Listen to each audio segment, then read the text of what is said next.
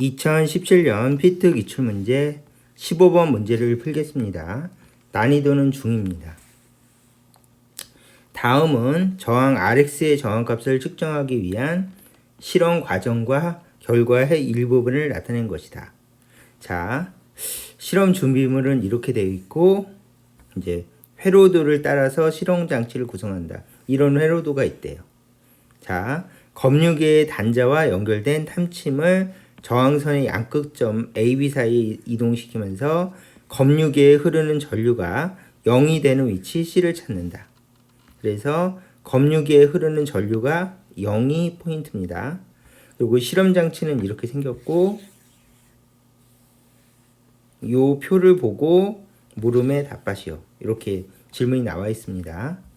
그러면 정리하면 이렇죠. 우리의 목적은 저항 Rx의 저항값을 측정해 보고 싶대요. 그 방법으로 이런 회로를 구성하였고, 이런 회로를 가지고 실험할 때 조건은 검유계에 흐르는 전류가 0이다. 이게 필수 조건이죠.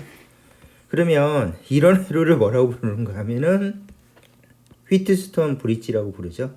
그래서 브릿지가 원래 이렇게 생긴 다리를 브릿지라고 하죠. 그래서 휘트스톤 브릿지. 이제 드립을 치면 돌 다리. 뭐 이렇게 되겠죠. 자, 그래서 휘트스톤 브릿지라고 하는 것을 가지고 실험을 했다. 그러면 이제 포인트가 뭔가 하면 이 회로가 휘트스톤 브릿지인 걸 알아보셔야 됩니다. 그래서 첫 번째는 저항이 4개 있고, 이렇게 하나, 둘, 셋, 4개가 있고, 가운데 검유기가 있다.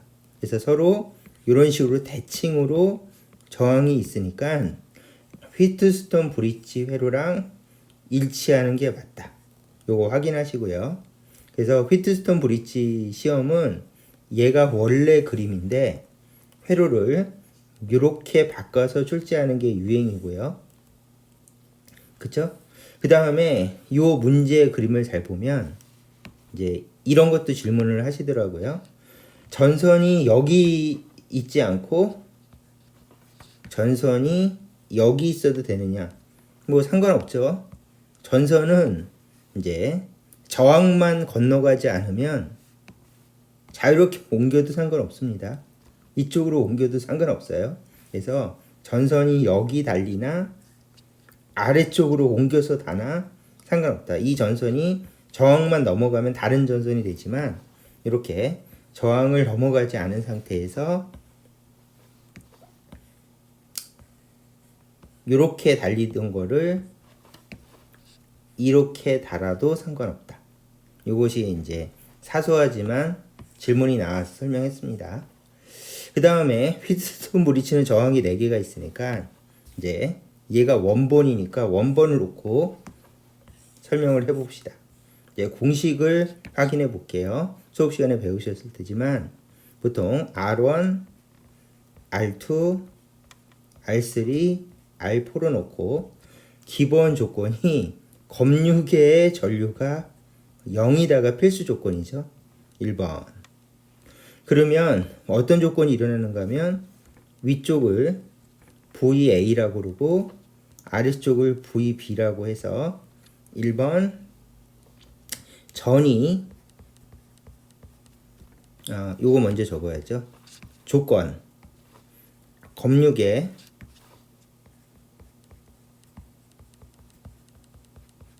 지의 전류가 0이란 게 기본 조건이고요.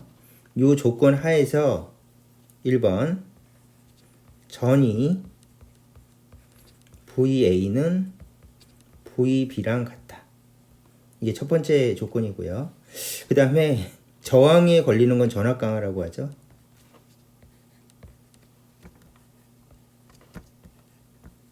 그래서 전압 강화 2번 전압 강화 V1은 V2랑 같고 V3는 V4랑 같다. 조심해서 보셔야 돼요. 얘랑 얘랑 같고 얘랑 얘랑 같다는 얘기죠. 그래서 마지막으로 위 두 식을 연립하면 R1 곱하기 R4는 R2 곱하기 R3가 같아서 대각선 곱이 같다. 요게 휘트스톤 브릿지의 기본 공식이죠. 그래서 이 문제는 기본만 물어봤어요. 기본만. 그래서 이 문제는 기본만 물어봤기 때문에 기본적인 원리를 따지면서 문제를 꼼꼼히 풀어보시면 됩니다. 그 다음에 마지막으로 요거는 길이 저항이라고 불러요. 그러면 길이 저항도 한번 복습해 보면 이렇게 저항이 길이랑 관계 있는 저항이 있대요.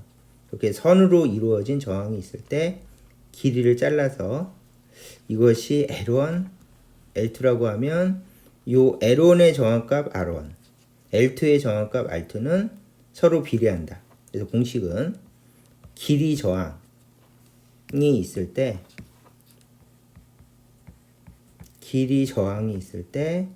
저항값은 길이에 비례하는 저항이라서 저항값 R1 대 R2는 L1 대 L2이다. 이렇게 하고 넘어가시면 되겠습니다. 자, 그러면 문제를 풀 준비가 됐죠. 복습을 깔끔하게 했으니까. 자, 휘트스톤 브릿지 회로고 요 회로도를 깔끔하게 그리면 요 회로도는 실험을 원래 이렇게 했대요. 자, 그러면서 탐침을 옮겨가면 길이가 바뀌니까 저항이 바뀐다. 그래서 저항값이 이렇게 가변 저항으로 표시된 이유가 바로 이것이죠. 자, 그러면 해봅시다. 첫 번째, 요 길이에 비례하는 저항이니까 길이가 1대 1이에요. 2. 그러면 저항값도 R1 대 R2도 똑같이 1대 2이다. 이렇게 풀어주시면 되고요. 그 다음에 두 번째는 우리가 대각선 곱비가 같으니까 기본 공식을 적으시고 R1, R4는 R2, R3라고 적고 헷갈리니까 대각선 곱이 같다. 이렇게 해서 기본 공식을 보면서 이 회로를 비교하면 되겠죠. 그러면 이 회로에서 대각선은 RX하고 R2죠. 그래서 RX, R2는 대각선 곱이니까 R하고 R1이죠. 그래서 R하고 R1이다. 그래서 대각선을 비교해서 이렇게 적고 대각선을 비교해서 이렇게 적어봤어요. 그러면 표에 주어진 값을 집어넣으면 220. 그 다음에 얘는 R1은 1, R2는 2. 요거를 썼죠. 는 RX. 그러므로 RX는 얼마입니까? 그러면 RX는 115입니다. 이렇게 표를 깔끔하게 해주시면 되겠죠. 자, 그러면은 기억부터 해봅시다. 첫 번째 조건. 검육에 흐르는 전류가 0일 때 그러면 휘트스톤 브릿지 공식을 쓸 수가 있다. RX에 걸리는 전압과 R1에 걸리는 전압은 같다. 그러면 RX하고 R1이 어떻게 되어 있는가 하면 이렇게 되어 있죠. 그래서 여기 전압이 V1, 여기 전압이 V2인데 그게 같다. 그래서 여기가 V1, V2인데 이게 같다. 맞죠? 그래서 기억은 맞았습니다. 또는 그냥 휘트스톤 브릿지 공식을 그림을 보면서 요 회로에 맞춰서 헷갈릴 수도 있으니까 요 회로에 맞춰서 요 전압과 요 전압이 같다. 검유기를 사이에 두고 두 전압은 같다. 그래서 RX와 R1은 같다. 이렇게 풀어주시면 되고요. 니은